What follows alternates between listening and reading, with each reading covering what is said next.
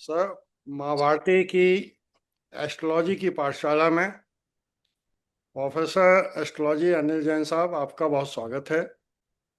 आज एक कन्या के पिता अपनी पुत्री के लिए स्वयंवर किया है उन्होंने। चार युवा हैं। कौन श्रेष्ठ, किसके गले में पुत्री वरमाला डाले, इसकी विवेचना की अपेक्षा सर की गई है। पुत्री की डिटेल्स आपके पास हैं। चारों होनहार बालकों की भी कुंडली आपके पास है सर। विवेचना प्रारंभ करें सर। चलिए, धन्यवाद सुधीर जी। ये कन्या की कुंडली है। पहले भी हम लोगों ने इसका एनालिसिस किया था। 20 अगस्त 98, 21:45 दिल्ली। तो ये हम लोग देख भी चुके हैं। और पहले भी कहा भी था कि जो टाइम वगैरह है वो फेवरेबल है मैरिज के लिए जो है। अब जो चार जो इनके लिए जो बॉयज हैं सुटेबल, उनके हॉरोस्कोप थोड़ा सा हम लोग देखते हैं, चारों के एक करके। पहला ये है 26 जुलाई 96, 14:59 एंड देहरादून। ये डिटेल्स हैं बर्थ के जो है। तो अगर हम ये हॉरोस्कोप एनालाइज करें, ये वाला हॉरोस्कोप है। तो इसमें कई सारी चीजें हैं। पहले तो अगर हम देखें कि जो लग्न है, लग्न indicate the normal capability of the person actually. तो लग्न में ये मून आपको नीच का या डेबिलिटेशन में दिखाई दे रहा है, बट क्योंकि इसकी जो उच्च की राशि का लॉर्ड वीनस है इससे केंद्र में है, तो वो नलिफाई मतलब नीच भंग राजयोग बनता है। तो मून बहुत स्ट्रांग हो जाता है यहाँ पर। दूसरा, वीनस भी अपनी राशि में है, जो मालव्य महापुरुष योग बनाता है। जुपिटर अपनी राशि में है सेकंड हाउस में, तो वो भी एक अच्छी पोजीशन है। और दूसरा, सन और मरकरी का एसोसिएशन है, तो ये भी एक बुध आदित्य योग बनाता है। It makes the person intelligent actually. तो उस पॉइंट ऑफ व्यू से भी अच्छा है। और जहाँ तक शनि का सवाल है, शनि आप देख रहे हैं कि फोर्थ हाउस का लॉर्ड है एंड फिफ्थ हाउस में प्लेस्ड है, तो ये भी एक राजयोग बनाता है। और जहाँ तक मैरिज का सवाल है, बेसिकली हम लोग ज़्यादा कंसंट्रेट करते हैं एट्थ हाउस के ऊपर। आठवां भाव जो है वही हमारा मांगल्य स्थान भी है, स्ट्रेंथ ऑफ मैरिटल बॉन्ड भी है। तो इसको भी जुपिटर देख रहा है। तो ये सारी चीज़ें मतलब इन जनरल अगर हम देखें कि मैरिज के पॉइंट ऑफ व्यू से भी और इसमें ये जो 10th हाउस है, हाउस ऑफ प्रोफेशन, उसका लॉर्ड भी 9th हाउस में, ये भी एक राजयोग बनाता है। तो हर एंगल से मतलब horoscope appears to very positive, very promising also.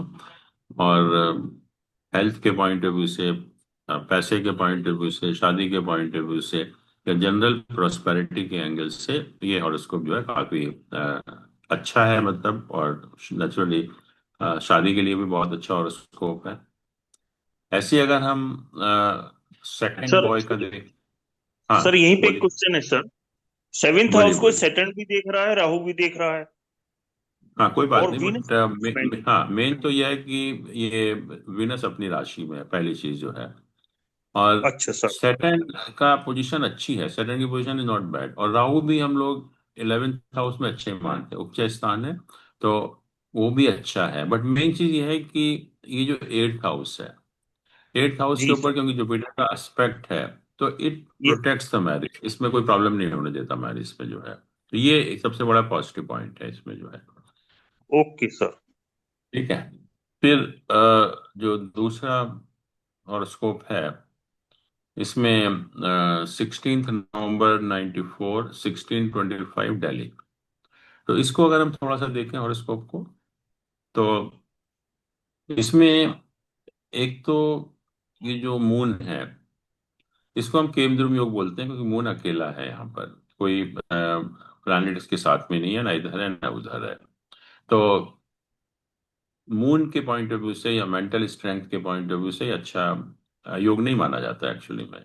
और मून को सैटर्न भी देख रहा है यहाँ पर, राहु भी देख रहा है। तो मून जो है सबसे ज्यादा अफ्लिक्टेड है। मून अफ्लिक्टेड होने का मतलब है कि ऐसे लोगों को डिप्रेसिव टेंडेंसीज होती हैं, मेंटली बहुत स्ट्रांग नहीं होते एक्चुअली में।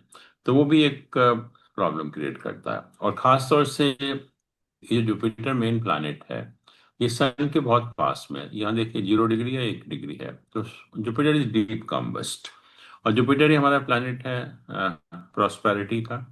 तो नेचुरली अगर जुपिटर इतना कम्बस्ट होगा तो वो जनरल प्रॉस्पेरिटी के लिए हम अच्छा नहीं मानते उसको जो है।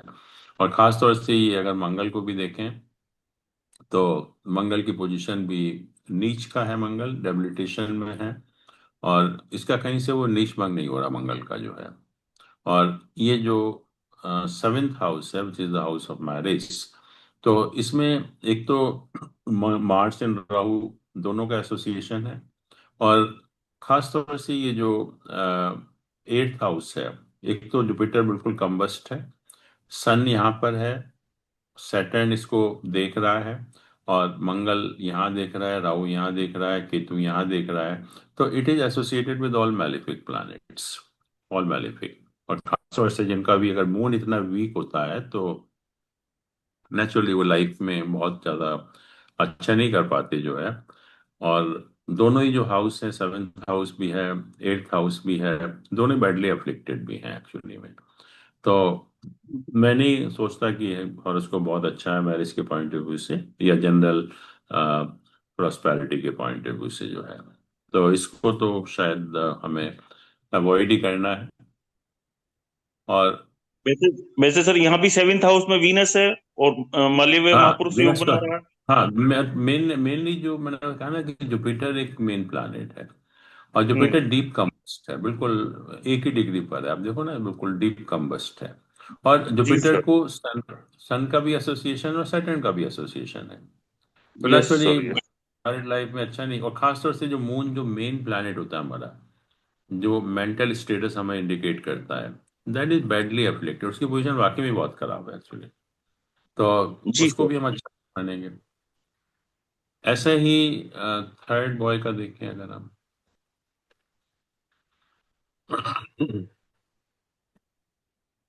यहाँ भी देखिए, ये जो 7th हाउस है ये वाला, it is associated with all malefic planet, सारे मैलिफिक।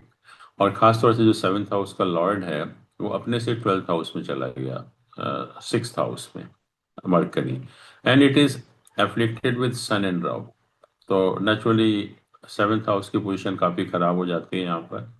और इवन अगर हम 8th हाउस को भी देखेंगे तो इसके साथ भी सारे मैलिफिक प्लैनेट का, मंगल और केतु तो है ही विनस के साथ, और यहाँ पर सारे मैलेफिक प्लैनेट का भी एसोसिएशन है एक्चुअली में। तो इसको भी हम मैरिज के पॉइंट ऑफ व्यू से बहुत अच्छा हॉरोस्कोप नहीं मानेंगे एक्चुअली में, क्योंकि ये जो 7th एंड 8th हाउसेस हैं दोनों, इन दोनों की पोजीशन जो है ना वो काफी खराब है यहाँ पर जो है। और लग्न का लॉर्ड जुपिटर है, और जुपिटर भी आप देख रहे हैं कि नीच का है, डेबिलिटेशन में है। और इसके साथ भी अगर हम देखें तो सारे मैलेफिक का एसोसिएशन है, क्योंकि मंगल यहाँ देख ही रहा है इसको, सन राहु यहाँ देख रहे हैं, सैटर्न यहाँ देख रहा है। तो लग्न भी बहुत वीक है यहाँ पर। तो लग्न भी वीक है, 7th हाउस भी काफी वीक है। तो हम नहीं कहेंगे कि ये मैरिज के पॉइंट ऑफ व्यू से ठीक हॉरोस्कोप है। और एक और है जो चौथा मिला है, ये वाला। इसमें देखिए अगर आप थोड़ा सा जैसे लग्न है यहाँ पर, तो लग्न में वीनस प्लेस्ड है, अपनी राशि में प्लेस्ड है। तो ये पंच महापुरुष योग बनाता है, जिसको हम लोग मालव्य महापुरुष योग कहते हैं। मतलब आपको लाइफ में सारी सुख सुविधाएं मिलती हैं। और सबसे अच्छा जो है कि एक ही मार्स एंड सन का एक्सचेंज है यहाँ पर जो है। और ये 2nd हाउस और 11th हाउस है। और जब 2nd और 11th हाउस का एक्सचेंज होता है तो it makes a very powerful wealth yoga, Lakshmi योग बोलते हैं, महालक्ष्मी योग हम बोलते हैं इसको जो है। तो पैसे के पॉइंट ऑफ व्यू से ये और इसको बहुत पावरफुल हो जाता है। दूसरा, लग्न के साथ भी तीनों बेनिफिक प्लैनेट का एसोसिएशन है, तो लग्नादि योग कहते हैं। सन के साथ भी तीनों बेनिफिक प्लैनेट का एसोसिएशन है, सूर्यादि योग बोलते हैं। तो लग्न बहुत पावरफुल है, सन बहुत पावरफुल है, और खास तौर से सैटर्न, सैटर्न योग कारक है यहाँ पर, और 5th हाउस में अपनी राशि में प्लेस्ड है। तो सन और सैटर्न जब इतने वेल प्लेस्ड होते हैं तो व्यक्ति को बहुत अच्छी प्रोफेशनल लाइफ में पावरफुल पोजीशन मिलती है। तो उस एंगल से भी देखें तो नेचुरली ये काफी पावरफुल हॉरोस्कोप बन जाता है। और अगर मैरिज का भी देखें तो मैरिज का लॉर्ड यहाँ पर अपने से 11th पोजीशन में है। और खास तौर से ये जो 8th हाउस है या 7th हाउस है, इन दोनों के साथ सारे बेनिफिक प्लैनेट का एसोसिएशन है। 7th हाउस के साथ भी, 8th हाउस के साथ भी। तो मैरिज के पॉइंट ऑफ व्यू से भी बहुत अच्छा हॉरोस्कोप है। या मैं कहूँ कि अ, हर पॉइंट ऑफ व्यू से, क्योंकि प्रोफेशनल पोजीशन है, पैसे का सवाल है, वेल्थ का सवाल है, हेल्थ का सवाल है, मैरिज का सवाल है। ये भी एक काफी मतलब अच्छा हॉरोस्कोप है एक्चुअली में। तो इसमें से अगर हम देखें तो फर्स्ट एंड फोर्थ तो बहुत सुटेबल है, मैं कहूँगा कोई उसमें प्रॉब्लम नहीं है। लेकिन सेकंड और थर्ड वाले इतने अच्छे नहीं है मैरिज के पॉइंट ऑफ व्यू से। और इसमें अगर हम वो भी देख सकते हैं, कुछ कभी कभी लोग गुण मिलान का भी पूछते हैं। वैसे तो हम लोग नहीं देखते गुण मिलान, बट वो भी हम लोग देख सकते हैं। ये जो फोर्थ वाला जो लड़का है, उसका गुण जो है 23 मिलते हैं।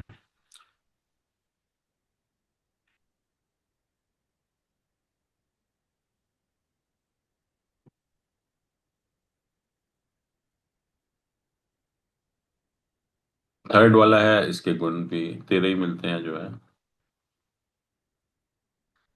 थर्ड तो वैसे भी बेकार है। हाँ, वही मैं बता रहा हूँ।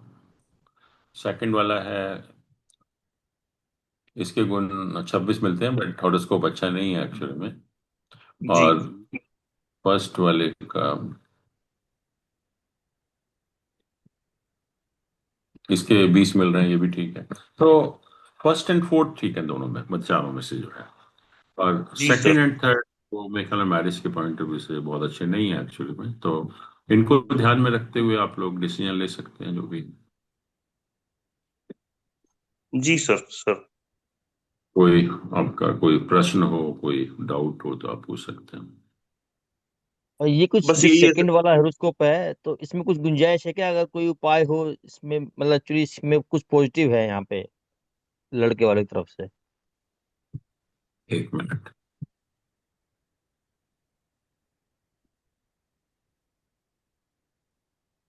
ये अकेला लड़का है, फादर बहुत अच्छी पोजीशन पे है, खुद क्या करता है? खुद भी अच्छी जॉब में है, मतलब 20 से 25 के पैकेज पे है, 25-30 पे। हम्म।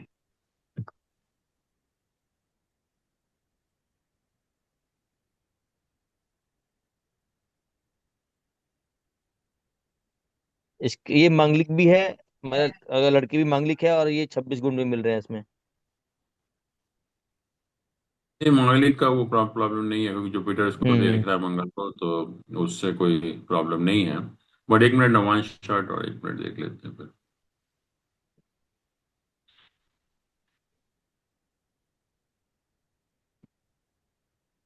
नवांश चार्ट में जुपिटर उच्च का हो गया यहाँ पर जो है।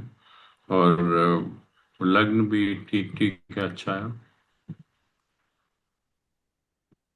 वो इसमें सिर्फ आपको जुपिटर का उपाय करना पड़ेगा, बाकी तो कर सकते हैं अगर आप करना चाहें तो। ओके। कंसिडर तो कर जुपिटर सकते का, हैं, बट जी जी, जुपिटर का उपाय क्या हो सकता है?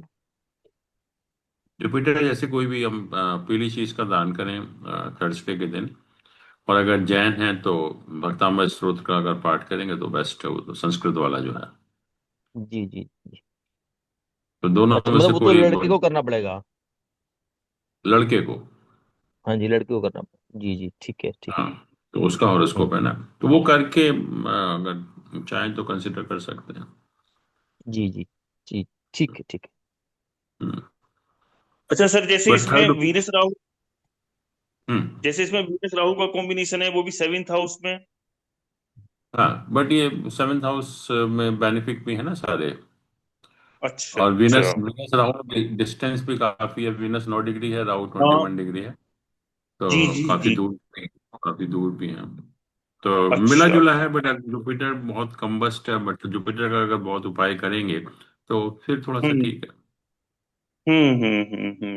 जी सर सर। हाँ, लेकिन फिर प्रॉब्लम तो है ही ना। हाँ, मतलब बहुत अच्छा नहीं है। जैसे फर्स्ट एंड थर्ड हैं, तो उनके कंपैरिजन फर्स्ट एंड में फोर्थ। वो फर्स्ट एंड फोर्थ, हाँ।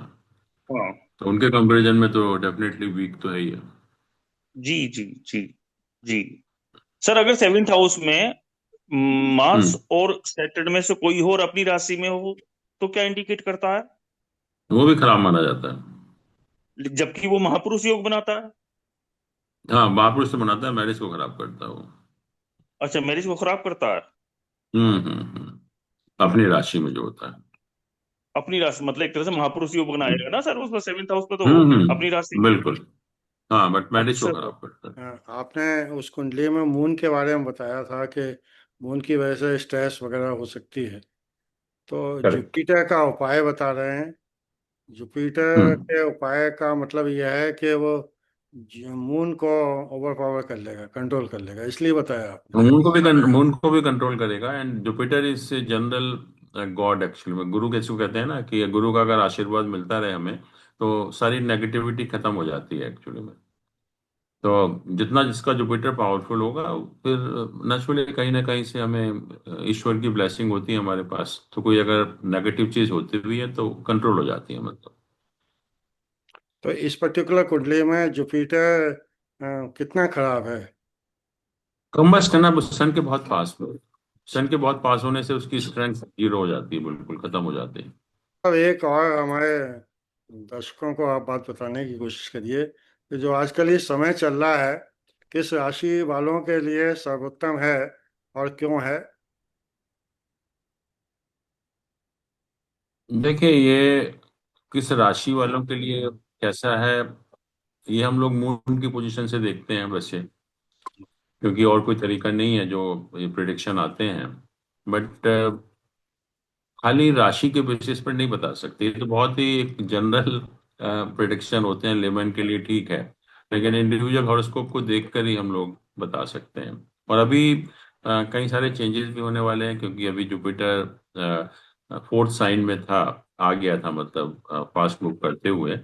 तो अभी बैक 4 दिसंबर को 3 नंबर राशि में चला जाएगा। तो अभी काफी दिसंबर के महीने में आप देखेंगे काफी उथल पुथल होगा एक्चुअली में, क्योंकि ये 2 प्लानिट 3 प्लानिट रेट्रोग्रेड भी हो रहे हैं, वक्री भी हो रहे हैं। तो ये जो 2-3 महीने चल रहे हैं, मतलब नवंबर है, दिसंबर है, अब जैसा हम लोग देख भी रहे हैं, काफी जो नेचुरल कैलेमिटीज हैं, इंसिडेंट हैं, एक्सीडेंट हैं, आग वाग लग रही है बहुत ज्यादा जो है। तो दिसंबर तक ये टाइम चलेगा, बहुत अच्छा नहीं है जो है। ये पॉलिटिकल सिनारियो में भी कहा जा रहा है कि दिसंबर का महीना बहुत ही क्रिटिकल है। करेक्ट। इसका कारण बिल्कुल। क्या है, हमारे दर्शकों को बताएं सर थोड़ा सा। क्योंकि प्लानिट चेंज हो रहे हैं ना, कि ये जो रेट्रोग्रेड हो रहे हैं प्लानिट, एक तो मरकरी रेट्रोग्रेड हो रहा है 28 नवंबर से, जी। और ये 16 दिसंबर तक वक्री रहेगा, पहला। दूसरा, गुरु ऑलरेडी वक्री हो गया है 9 अक्टूबर को, और वो 14 फरवरी तक वक्री रहेगा। और तीसरा, शनि तो है, खैर वो 16 नवंबर को डायरेक्ट हो जाएगा, बट ये जो अभी 3 प्लैनेट रेट्रोग्रेड चल रहे हैं इस समय जो है, तो इनकी वजह से काफी ये प्रॉब्लम हो रही है। तो दिसंबर तक रहेगा ये, दिसंबर के बाद चीजें ठीक होना शुरू होंगी। तो सर ये जन सामान्य के लिए दिसंबर के महीने में क्या सावधानी रखें, कौन से प्लेनेट की लोग ज़्यादा चिंता करें, का उपाय करें, इसके बारे में कुछ बता सकें तो अच्छा रहेगा। देखिए, मेनली जुपिटर है। वैसे सर ये जो आप बता रहे हैं ठीक ही है, मगर मैं चाहता हूँ कि जब भी हमारा अगला कार्यक्रम हो तो उस महीने हम्म। कौन से जातकों की बल्ले बल्ले होने वाली है, आप हाँ, अभी जब बिल्कुल। भी मिलें 5 मिनट के लिए आप बताएं उस महीने में किस कौन जातकों की बल्ले बल्ले हो सकती है, क्या वो सावधानी रखें ठीक है, बिल्कुल। हाँ, वो और भी कर सकते हैं, एनालाइज इनको कर सकते हैं। सावधानी रखने की जरूरत है, वो हम ठीक है। महीने में एक ठीक है। बार ये सेशन करेंगे तो हमारे दर्शकों को काफी लाभ होगा सर। नहीं नहीं, we can definitely do it, actually करेंगे, हम लोग करेंगे। ओके सर, तो thank you very much for today. चलिए। ओके। बहुत बहुत चलिए तब, थैंक धन्यवाद, यू। साधुवाद। दीपक जी आपको भी